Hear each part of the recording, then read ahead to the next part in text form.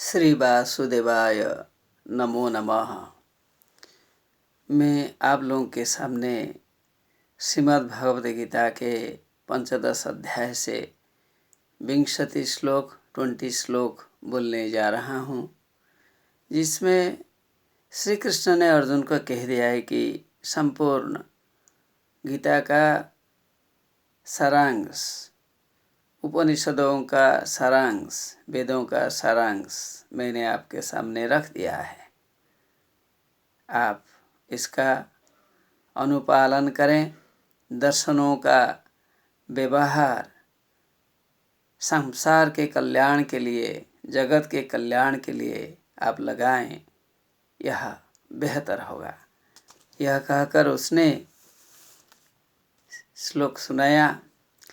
इति गुह्यतमं शास्त्रमिदमुक्तं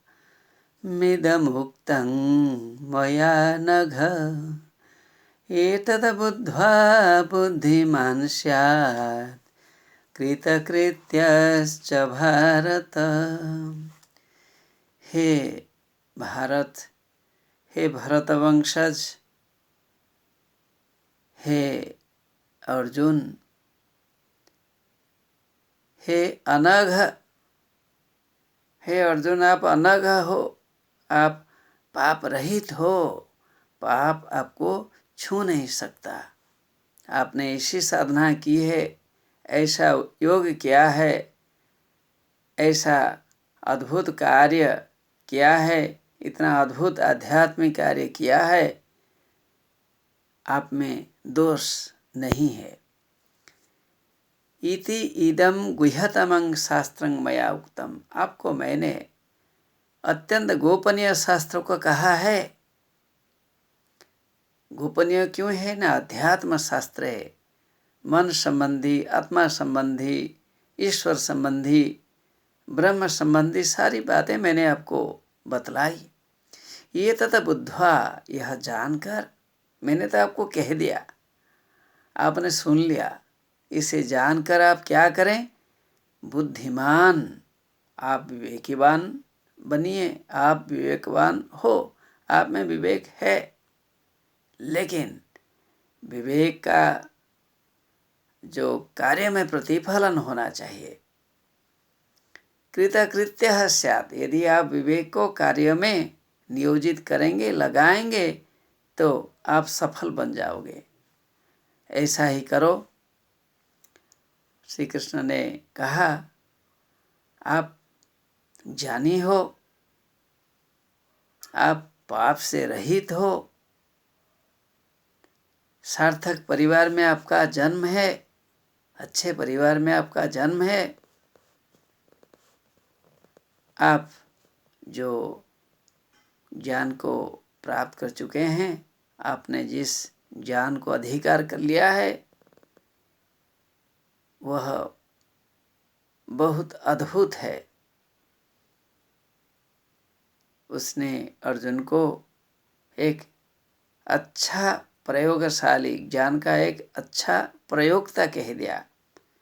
he was very pragmatic in applicating knowledge। Shri Krishna ने यह कह दिया कि मैंने आपको दिव्य शास्त्र का उत्तम रहस्य बता दिया है। हे अर्जुन, आपने उचित ज्ञान को प्राप्त किया है। ज्ञान की सच्चाई तो प्रयोग से पता चलती है। अतः संसार के कल्याण हेतु प्राप्त ज्ञान का समुचित प्रयोग आप करें। यह बात श्री कृष्ण ने अर्जुन को समझाया। अर्जुन एक कर्ममय पुरुष था, अच्छे कर्म में वो जीवित रहता था, बहुत न्यायदर्शी था। उसके काम में निर्लिप्तता, अर्थात लिप्त न होना, यानी कि मोहहीनता, कार्य में उनमें मोह नहीं था, इन्फैचुएशन नहीं था। मोह से मुक्त होना चाहिए। सच्चा ज्ञान की संज्ञा होती है। यह अर्जुन के पास मोह से शून्य होने के कारण सच्चा ज्ञान प्राप्त करने के लिए अधिकारी था। He was quite competent of getting true knowledge. जब कर्ममय जीवन में ज्ञान का कलश बैठ जाता है,